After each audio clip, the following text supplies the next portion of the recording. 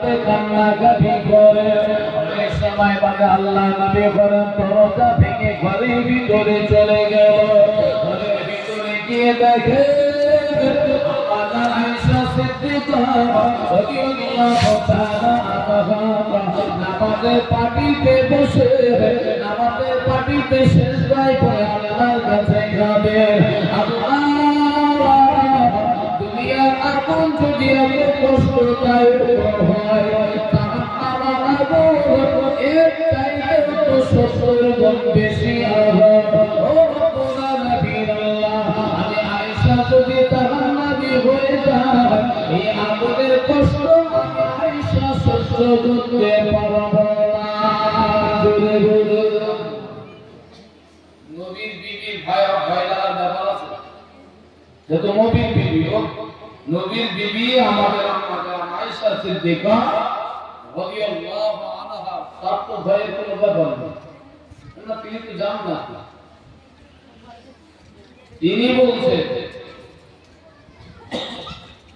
দুনিয়ার আগুন যদি এত কষ্টদায়ক হয়, হাসরের মাঠে যদি আল্লাহ আমাকে জাহান্নামী বানায়, আমি আয়েশা জাহান্নামে কি করে যাব, এই আগুন কি করে সইব? আর আমরা মনে মনে ভাবি এখন তো বেঁচে আছি, মরব কবে, তারপরে তো চিন্তা। অনেক মুসলমান এমনও রয়েছে এরা দুনিয়ায় থাকতে চিন্তা করে না, বলে মরি আগে তারপর দেখা যাবে। আল্লাহ বলছে মরি দেখ। ভাই জীবনে কত আলোচনা আপনারা শুনেছেন, যা বলবো সব আপনাদের কাছে পুরাতন। আম্মাজান খাদিজা যখন মারা গিয়েছিলেন, বিশ্ব নবী তখন কবরের পাশে দাঁড়িয়ে তালকিন দিতে লেগেছিলেন, বলেন রাসূলুল্লাহ আম্মাজান খাদিজার কবরে তালকিন দিচ্ছিলেন, জবাব দিয়ে দিচ্ছিলেন। নবীর বিবি এবং ইসলামের সর্বপ্রথম কলেমা পড়নেওয়ালা ব্যক্তি, কেউ বলেছেন হযরত সুমাইয়া রাদিয়াল্লাহু আনহা, কেউ বলেছেন আম্মাজান খাদিজা রাদিয়াল্লাহু তাআলা আনহা। আম্মাজান খাদিজা তিনি বলছেন, ইয়া রাসূলুল্লাহ কবর নামীয় জায়গাটা এত কঠিন জায়গা, ওখানে গিয়ে বিগড়ে যেতে পারি, ভুলে যেতে পারি, আপনি আমার কবরের পাশে দাঁড়িয়ে আমার কবরের সওয়াল জবাবের জবাবটা একটু আপনি দিয়ে দেবেন। আল্লাহ নবীর আম্মাজান খাদিজা রাদিয়াল্লাহু আনহাকে কবরের ভিতরে শুইয়ে দেওয়ার পরে আল্লাহ নবী ওখান থেকে মাটি দাফন করার পরে সাহাবা কেরামেরা এক এক করে সবাই চলে যায়। আল্লাহ নবী কবর ছেড়ে চলে যান না, রাসূলুল্লাহ কবরের পাশে দাঁড়িয়ে আছে। কিছু সময় বাদে আম্মাজান খাদিজা কবরের ভিতর থেকে মুখটা দেখে সাহাবে জবাব দিল। উপরে দাঁড়িয়ে জবাবটা দিয়ে দিলেন। কিছু সময় বাদে আম্মাজান খাদিজা কবরের ভিতরে আল্লাহ নবী লক্ষ্য করে দেখেন দুই পাশের মাটিগুলো আম্মাজান খাদিজার কবর থেকে পিছে ধরে আসে। আল্লাহ নবী কবরের উপরে শুয়ে পড়লেন। ও সোনা বাড়ি বাবা, যারা বড় মরণের পরে দেখা যাবে, যারা বড় মরণ হোক আগে তখন বোঝা যাবে। এখন সময় রয়েছে, বয়সে ফুর্তি করবে, ধরা পড়লে ধরা যায়, ধরা পড়লে পুলিশ যায়। তবে বান্দা বলে রেখো, তোমার ধরা কখন তুমি পড়বে তুমি নিজেও জানো না। তুমি বাইরে বার হবে সংবাদ তোমার কাছে নাই, তুমি মসজিদ থেকে বাড়িতে আসবে সে সংবাদ তোমার নাই। কবরে কাউকে সমাধি দিয়েছো, সেই কবরস্থান থেকে বাড়িতে আসবে এই সুসংবাদ আল্লাহ তোমাকে দেয় না। কবরের উপরে রাসূলুল্লাহ শুয়ে পড়ে, দুই পাশের মাটিগুলো রাসূলুল্লাহ টেনে ধরে রাখলেন। আল্লাহ নবী কিছু সময় বাদে কবর ছেড়ে উঠে পড়লেন। চোখে টপ করে পানি প্রসার গড়িয়ে যায়। আল্লাহ নবী গুটি গুটি পায়ে মনটা মলিন করে মদিনা মসজিদে নববী শরীফে চলে এলেন। সাহাবারা প্রশ্ন করলেন, ইয়া রাসূলুল্লাহ আমরা সবাই চলে এলাম, আপনি কেন আসেন না? ইয়া রাসূলুল্লাহ আপনি কবরখানা ধরে কেন দাঁড়িয়েছিলেন? আল্লাহ নবী বললেন, আমার প্রাণ প্রিয় বিবি, আমার প্রাণ প্রিয় বিবি আমাদা খাদিজা রাদিয়াল্লাহু তাআলা সোনা বালিকিরা আল্লাহ নবী সাহাবাদের বললে সাহাবারা খাদিজা কবরের মাটি গুলোতে বসে আসতে দেখলাম আমি রাসূলুল্লাহ ওই জাহানা থেকে সহ্য করতে পারলাম না আমি দুই পাশে মাটি ধরে টেনে ফাঁকা করে দিলাম আমার আল্লাহ উপরে মাটি ফাঁক করাটা দেখে আমার আল্লাহ আমার বিবি খাদিজার কবরটাকে প্রশস্ত করে দিল। আমাদের কবরকে টানবে রাসূলুল্লাহ বিবি হয়ে যদি কবরের সাথে হয় আমাদের কবরের পাশে কে কে কবর টানবে? আমার লোক আছে তো? তার কিন্তু লোক আছে তো? কেউ নেই। ভাই আমার শিক্ষা এটাই আপনি নেন যে মরণ আমার একদিন হবে, মরতে গেলে কিছু পরকালের বাধাও আমার করে দিতে হবে। নবী বললেন আদ-দুনিয়া ও মাজরাতুল আখিরাহ, এই দুনিয়াটা হলো আখিরাতের চাষের জায়গা।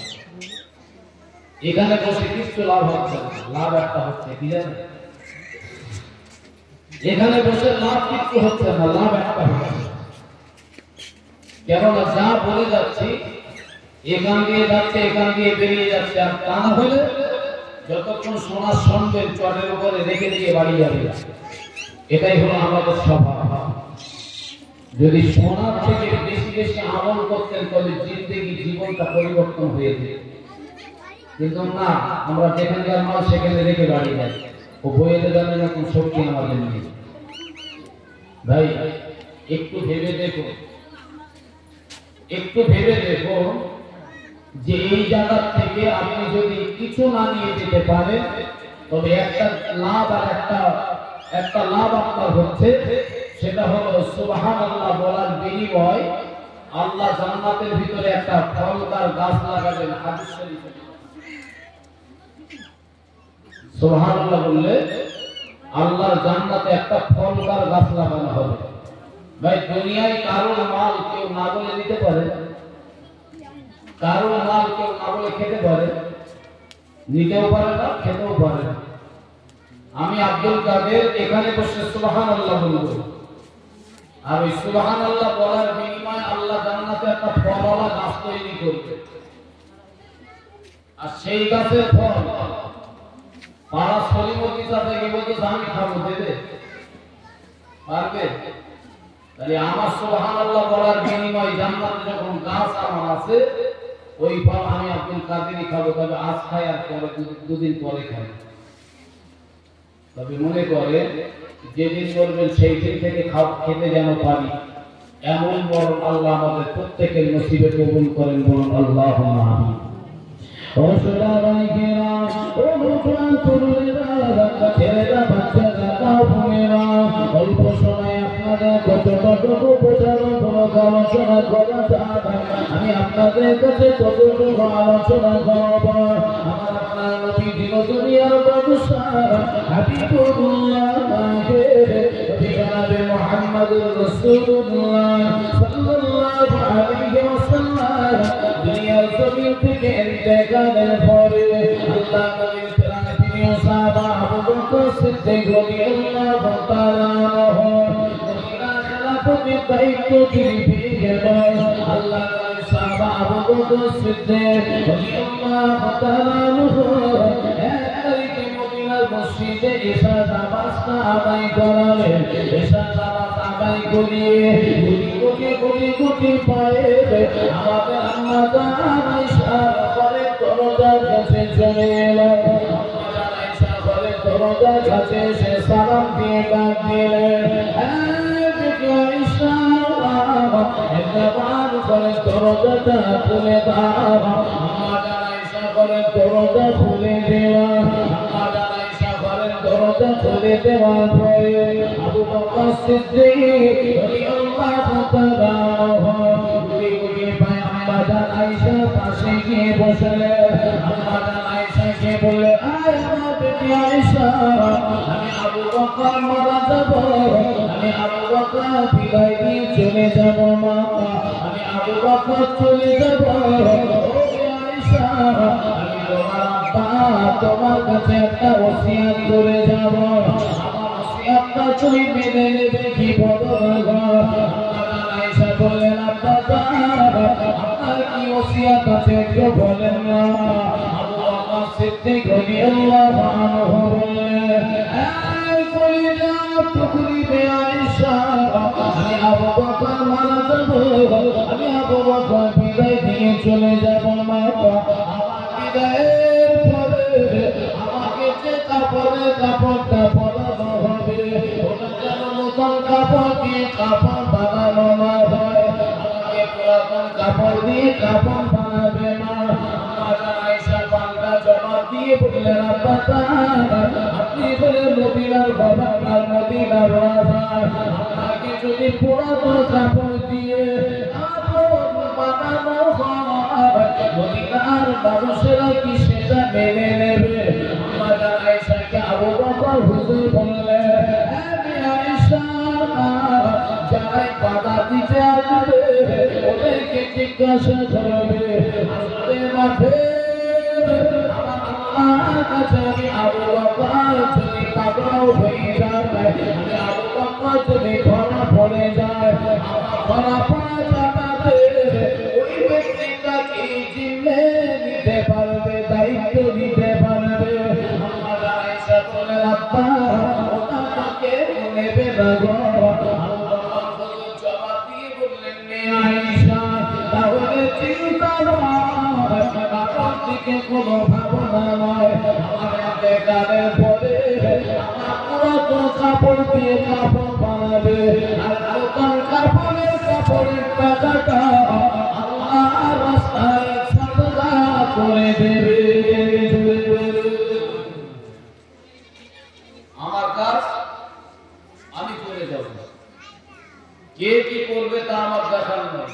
সাধারণত আপনি বোঝান আমাকে, অনেক ছেলেরা আছে অনেক ভাইয়েরা আছে বাপ সেই বলল যেদিন সেদিন কবরের কাছে 3 মুঠো মাটি দেব আর জীবনে যাওয়ার সময় পাইনি, সেই বছরে একবার সবাই মারাতে দিন ইমাম সাহেব সব ভেঙে দিলে যায় তাই একটু যায়, ঠিক না বলুন? সারা জীবন কি করেছেন আপনি, কার জন্য কষ্ট করেছেন, মাথার ঘাম পায়ে ফেলেছেন, ওদেরকে খাওয়াবেন বলে আপনার ইবাদত করা হয়নি, নামাজের সময় নামাজ পড়তে যেতে পারেননি, যদি যান বেতন কাটবে কাজ কম হবে পয়সা কম হবে বিবি বাচ্চার খাওয়াতে পারে, বললেন কার জন্য? বিবি বাচ্চার জন্য।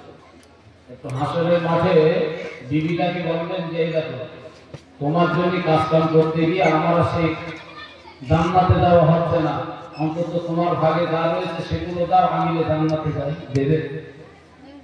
দেবে কেউ? সন্তানটার যদি বলা হয় তোর জন্য এত ব্যবসা বাণিজ্য করে দিছি, তোর এই ব্যবসা বাণিজ্য করবার জন্য 4-5টা গাড়ি কিনে দেওয়ার জন্য আমি না ভালো ইবাদত করতে পারিনি, তবে হাসরের মাঠে যেদিন ধরা পড়বো তো আমার বদলে তুই একটু যাস আর আমি তোর বদলে একটু জান্নাতে যাব। দেবে জায়গা? আবু বকর সিদ্দিক রাদিয়াল্লাহু আনহু বললেন মেয়ে আয়েশা কে আমার কবরের কাছে যাবে, কে আমার জন্য চোখের পানি ফেলবে ওটা আমার দেখার নয়, আমার জন্য আমি যে টাকাটা কাপড়ের টাকা রেখে দিয়েছি ওই টাকাটা আল্লাহর রাস্তায় সাদকা করে দেবে, আর আমার পুরাতন কাপড় দিয়ে আমার কাপড় বানাবে, আমি আবু বকর কবরের শুয়ে তার সওয়াব পেতে থাকবে। একবার জোরে বলুন সুবহানাল্লাহ। ওই মানুষের নেকির কোনো অভাব নেই, যে মানুষটা এই কথাটা বলছে ওই মানুষটার নেকির কোনো অভাব নেই, এবং রাসূল ঘোষিত জান্নাতে একবার জোরে বলুন সুবহানাল্লাহ। তার চিন্তা হলো কে আমার জন্য কি করবে ওটা ছেড়ে দাও, আমি আমার জন্য কি করে যেতে পারছি এটাই আমার দেখা। আর আমরা বলছি এখন না হয় পরে হবে, এখন একটা সময় নেই পরে দেখবো, এখন আমি যেটা করছি এটা আমাকে করতে দাও, পরে সময় পেলে দেখা যাবে, যখন হেঁটোর রস পুরো মাঠ হবে তখন এবারে কথাটা ঠাঁই পাবে না, তখন আল্লাহর ঘর মসজিদটা চিনতে যাবে, তার আগে ভাই বিবি বাচ্চার জন্য যদি 5 টাকা রোজগার করেন ওর ভিতর থেকে 1 টাকা অন্তত আপনার জন্য আল্লাহর রাস্তায় সাদকা করে রেখে দেবেন। দেখবেন মরণের পরে আপনার কচিকাতারা কেউ দিয়ে হাত তুলুক আর নাই তুলুক, কবরে অটোমেটিক আল্লাহ সওয়াব দিতে থাকবেন। একবার জোরে বলুন সুবহানাল্লাহ।